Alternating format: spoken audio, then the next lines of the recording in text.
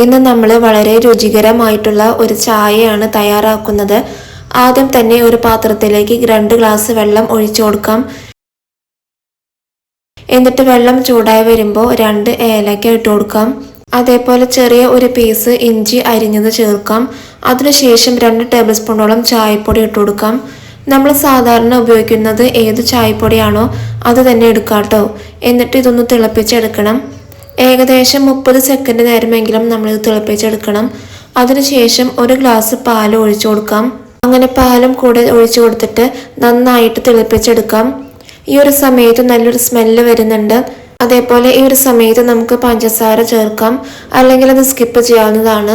അതേപോലെ നമ്മൾ ചായ തയ്യാറാക്കിയതിനു ശേഷം നമുക്ക് ആവശ്യമായിട്ടുള്ള പഞ്ചസാര ചേർക്കാവുന്നതാണ്. അപ്പോൾ നന്നായിട്ട് തന്നെ തിളച്ചു വന്നിട്ടുണ്ട്. ഇനി നമുക്ക് ഫ്ലെയിം ഓഫ് ചെയ്യാം. എന്നിട്ട് ഒരു അരിപ്പ് വെച്ചിട്ട് അരിച്ചെടുക്കാം.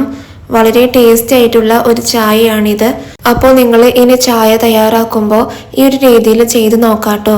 വളരെ ടേസ്റ്റിയാണ്, എല്ലാവർക്കും ഇഷ്ടപ്പെടും.